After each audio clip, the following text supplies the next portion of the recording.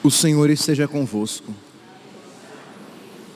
Proclamação do Evangelho de Jesus Cristo segundo Mateus. Naquele tempo, Jesus foi para as margens do mar da Galileia, subiu a montanha e sentou-se. Numerosas multidões aproximaram-se dele, levando consigo coxos, aleijados, cegos, mudos e muitos outros doentes. Então os colocaram aos pés de Jesus e ele os curou. O povo ficou admirado quando viu os mudos falando, os aleijados sendo curados, os coxos andando e os cegos enxergando, e glorificaram o Deus de Israel. Jesus chamou seus discípulos e disse: tenho compaixão da multidão, que já faz 3 dias que está comigo e nada tem para comer. Não quero mandá-los embora com fome, para que não desmaiem pelo caminho. Os discípulos disseram: onde vamos buscar neste deserto tantos pães para saciar tão grande multidão? Jesus perguntou: quantos pães tendes? Eles responderam: 7 e alguns peixinhos. E Jesus mandou que a multidão se sentasse pelo chão. Depois pegou os 7 pães e os peixes, deu graças, partiu-os e os dava aos discípulos, e os discípulos às multidões. Todos comeram e ficaram satisfeitos, e encheram 7 cestos com os pedaços que sobraram. Palavra da salvação.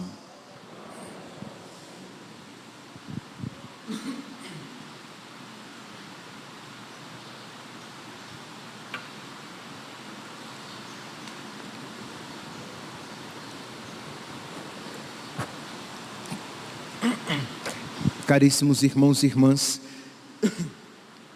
estamos no tempo do Advento, tempo em que nós nos preparamos para acolher, para receber o Messias.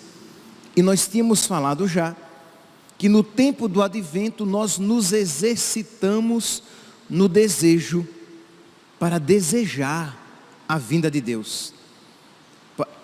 Aquilo que acontecerá independentemente de nós, porque Jesus virá, quer queiramos, quer não, Jesus virá, acontecerá. Jesus veio e Jesus virá no final dos tempos, mas nós precisamos desejar a sua vinda para que aconteça a vinda intermediária, isto é, aquela vinda na graça, aquela vinda no nosso coração, que nos preparará para a vinda final, para que a sua vinda seja amigável, benfazeja para nós, para que esta vinda final seja uma vinda para a alegria perfeita e eterna, e não para o nosso castigo final e eterno. Pois bem, então, durante o tempo do Advento, nós estamos nos preparando, nos exercitando nesse desejo, pedindo a Deus a graça de nós desejarmos a sua presença agora, no Espírito, na graça, para que com Ele possamos permanecer por toda a eternidade no céu. Pois bem, e os textos os textos litúrgicos, não apenas os textos evangélicos, os textos litúrgicos, eles querem também nos preparar para isso, querem nos ajudar a viver bem o tempo do Advento. Então é claro, vocês sabem, os textos, eles foram pensados e queridos para este tempo. A igreja pensou e escolheu para esta quarta-feira da primeira semana do tempo do Advento, que toda a igreja refletisse a respeito destes textos. E eu gostaria então de me deter um pouco sobre o texto evangélico, pensado e querido pela igreja. E nós poderíamos nos perguntar, por que esse texto no tempo do advento? Tá bom, Jesus aqui está curando muitas pessoas, e depois Jesus multiplica os pães, multiplicação esta que aconteceu de fato, né? Jesus de fato multiplicou os pães e deu de comer a uma multidão, multiplicou os 7 pães e alguns peixinhos, e com ele alimentou uma multidão, e multiplicou de tal maneira os pães e os peixes, que uma quantidade muito maior no final sobrou. Então o fato histórico aconteceu, mas aquele fato histórico era sinal e prenúncio de um outro pão, de um pão muito mais excelente, que na verdade não é mais pão, mas corpo, sangue, alma e divindade, a Eucaristia. Então esta multiplicação dos pães é um sinal, é um prenúncio da Eucaristia que nos seria dada abundantemente, para que todos nós pudéssemos saciar a nossa fome de Deus. Pois bem, então o texto evangélico foi escolhido, e nós podemos encontrar 2 motivos, dentre outros, 2 motivos que explicam o porquê deste texto neste tempo do advento. Estamos aqui no Evangelho de São Mateus, no capítulo 15, no versículo 32, Jesus diz assim: tenho compaixão da multidão. Isto é,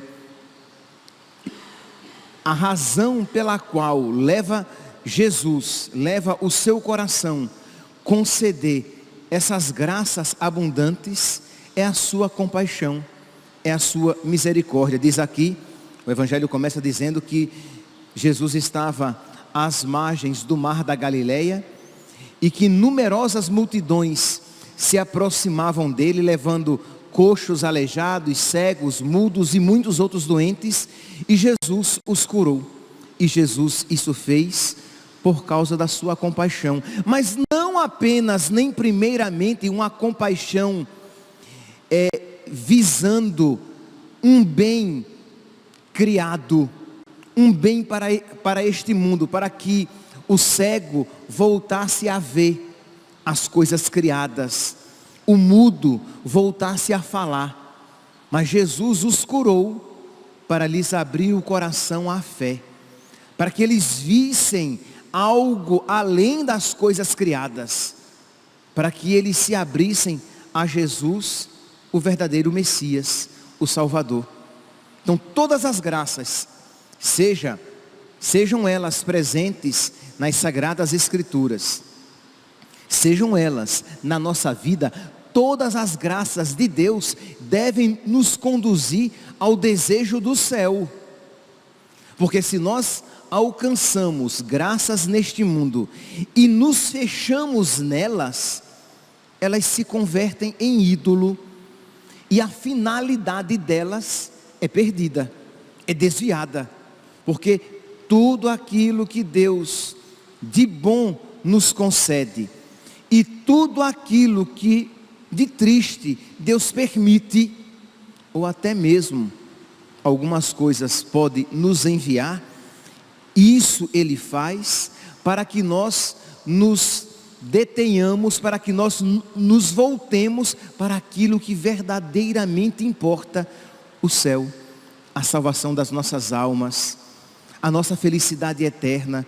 Então a primeira coisa que nós precisamos pedir a Deus é isso, que Ele direcione os nossos olhos e o nosso coração para o alto, corações ao alto. O nosso coração está em Deus, porque senão nós tenderemos a fixar os nossos corações simplesmente nas coisas aqui da terra, mesmo que sejam dadas por Deus, como foi o caso aqui das graças concedidas aos coxos, aos aleijados, aos cegos, aos mudos e aos doentes. Mas essas graças foram concedidas a eles para que eles se voltassem para o alto, para que eles se voltassem para Deus. Mas em todo caso, essa superabundância de graça e essa misericórdia sem limites, elas são um sinal da chegada do Messias. Por isso que é um texto tão adequado para o tempo do advento, em que nós nos preparamos para a chegada de Deus. Ele que diz que ele não veio quebrar a cana rachada, ele não veio apagar a chama que ainda fumega, mas ele vem cheio de misericórdia, ele vem para salvar, ele vem para os doentes. Meus irmãos, se nós então, percebendo o nosso coração doente, o nosso coração como uma chama fumegante, isto é, o nosso coração não como um braseiro de amor a Deus, mas uma chama fumegante, né? Uma brasa fumegante, um amor pequenininho, amor, mas pequenininho, fé, mas fraquinha, quase se apagando, né? Um desejo de buscar as coisas do céu, mas um desejo tão fraco como a cana rachada. Qualquer coisinha, treque, a cana quebra, porque ela não tem sustância, ela não tem firmeza. Então, se você olha para dentro de você mesmo, de você mesma, e se vê tão debilitado, tão enfraquecida, você pode olhar para nosso Senhor e dizer: Senhor, Tu vieste para mim, Tu vieste para não apagar a brasa fumegante, para não quebrar a cana rachada, Tu vieste para os doentes, Tu vieste salvar o que estava perdido. Ajuda-me, Senhor. Concede ao meu coração uma fé mais forte. Concede, Senhor, ao meu coração um desejo firme das coisas do alto, das coisas do céu. Tu tiveste, Senhor, compaixão da multidão, tende compaixão de mim. Então, neste tempo claro que esta oração pode ser feita sempre, mas neste tempo do advento, de uma maneira mais propícia, de suplicar a misericórdia de Deus, porque Ele vem para salvar, Ele vem e não quer amedrontar ninguém, por isso Ele vem pequenininho, Ele vem na carne, Ele vem criança, Ele vem na fragilidade, para alcançar os nossos corações. Então, nós poderíamos dizer que uma primeira aplicação deste Evangelho para o tempo do advento é mostra a misericórdia de Deus, a sua compaixão sem limites, que é um sinal da sua chegada, né? Que é um sinal do início dos tempos messiânicos. Mas nós podemos fazer também uma segunda aplicação. Jesus diz, versículo 32, tenho compaixão da multidão. E Jesus então, vendo aquela multidão com fome, vendo aquela multidão empobrecida e enfraquecida, Jesus multiplica os pães e lhes dá de comer. Meus irmãos, a igreja, desde as suas origens, nunca teve dúvidas de pegar este acontecimento histórico, mas tirar dele um significado a mais. Além da compaixão de Jesus, que dá de comer àquela multidão que tinha fome, este evento nos faz recordar da compaixão de Jesus, que nos deu um outro pão, que nos deu a Eucaristia. E assim como este povo faminto recebeu o pão que lhes alimentou o corpo, nós famintos devemos receber o pão que alimenta a alma.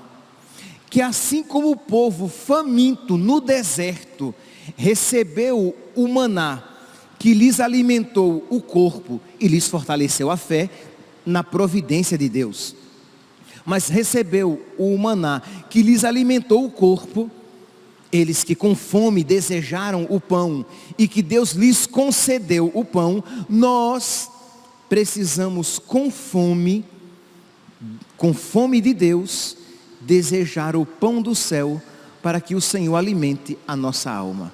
E aqui vem o gancho com o tempo do advento. Lembra que eu falei que no tempo do advento nós vamos nos exercitar no desejo e nós iremos pedir. E aqui é um ensinamento, meu Senhor. Nós precisamos pedir a Deus: Senhor, me ajuda, Senhor, aumenta o desejo da tua presença na minha vida. Aumenta, Senhor, a minha fome de ti, que eu te deseje, que eu tenha fome de ti, que eu tenha sede de ti, mais do que eu sinto necessidade de comida quando estou com fome, mais do que eu sinto necessidade de bebida quando estou com sede. Que eu tenha consciência de que eu necessito da tua presença, de que eu sem ti não sou nada, de que a criatura sem o Criador se esvai, de que sem Jesus nós não podemos nada. Então que nós, durante este tempo do advento, nós iremos pedir a Deus que Ele nos conceda esta santa sabedoria e esta fome, porque se nós não tivermos consciência de que temos fome de Deus, nós iremos querer saciar esta fome que existe em nós, esta realidade de não plenitude, nós iremos querer completar com outras coisas criadas. Então que nós tenhamos essa consciência: o meu coração é insatisfeito porque ele precisa de Deus.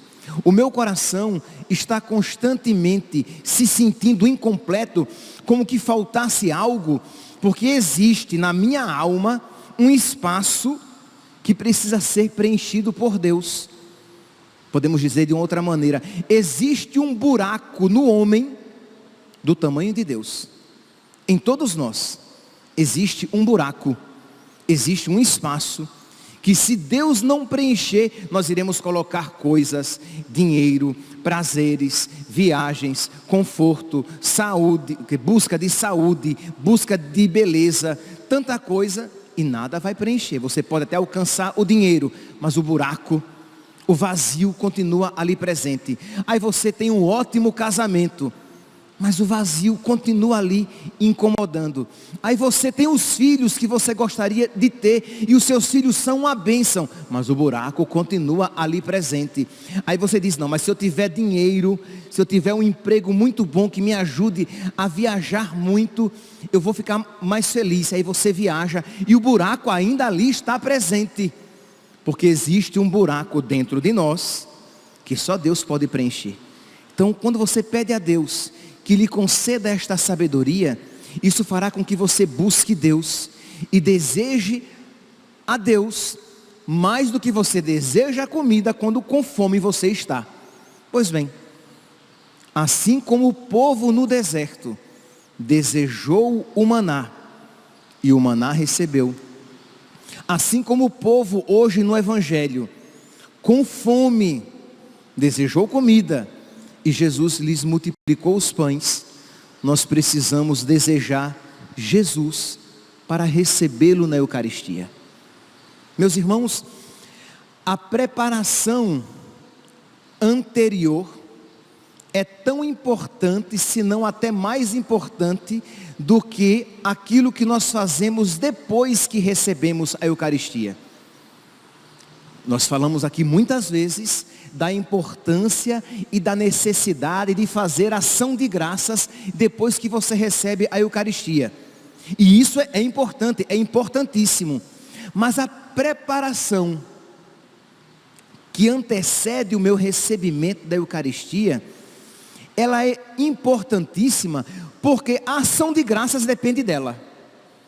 Porque se eu não me preparei para receber a Eucaristia, se eu não desejei receber a Eucaristia, se eu não despertei a minha fome de Deus, a minha fome da Eucaristia, quase que irremediavelmente eu vou recebê-la com indiferença. eu vou recebê-la e não vou rezar suficientemente. Por quê? Porque eu não me preparei para despertar esta fome, como que para dizer à minha alma: desperta, tu tens fome de Deus. Senhor, concede-me esta clareza para que eu perceba de que se eu tiver a Ti, eu tenho tudo. Mas se eu tiver tudo e não tiver a Ti, eu não tenho nada. Santa Teresa vai dizer isso de uma maneira muito mais bonita, né? Quem a Deus tem, nada falta, só Deus basta. Então, quando você tem esta consciência de que Ele é o verdadeiro alimento da sua alma, ora, você já se prepara, né, com antecedência. Imagine que maravilha se nós que participamos da missa diária, se você então na noite anterior já estivesse se preparando para receber o amado da sua alma no seu coração, e você fosse dormir, né, com aquela ânsia de que o dia amanhecesse logo, para você poder, ouvindo a sua palavra, se alimentar com a sua palavra, e entrar na fila da comunhão, e quando o sacerdote dissesse corpo de Cristo, você dissesse amém, e recebesse Jesus.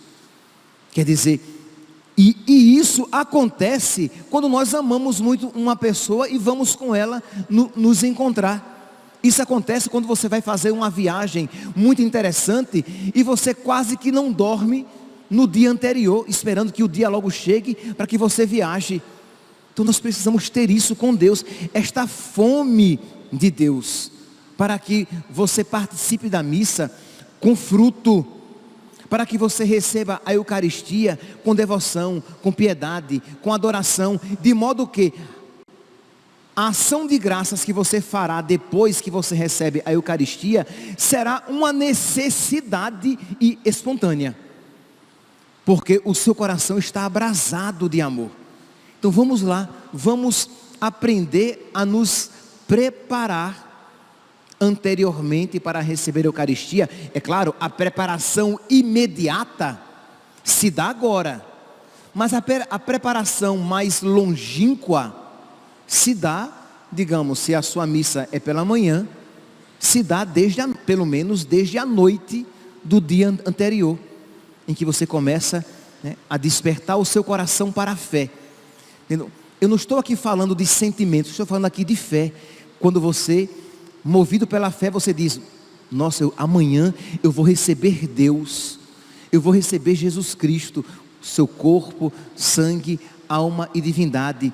Eu vou recebê-lo no meu corpo de uma maneira, imagine, é porque nós estamos tão acostumados com a nossa fé, que não nos espantamos, que não nos maravilhamos, mas eu vou recebê-lo no meu corpo de uma maneira mais sublime do que quando a Virgem Maria o carregou no seu ventre, porque nós recebemos o corpo de Cristo ressuscitado.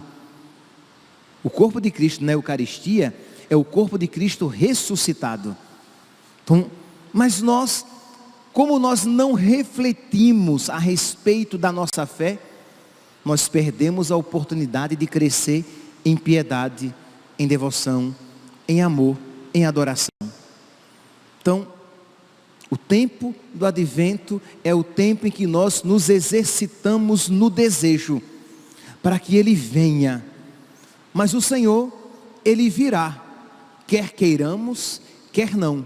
Mas a sua vinda final será maravilhosa, será para a nossa alegria e para a nossa salvação, se nós nos exercitarmos no desejo da sua vinda intermediária, que acontece na nossa oração, que acontece em cada penitência, em cada ato de caridade que nós fazemos, que acontece em cada sacramento que nós devotamente acolhemos na nossa alma.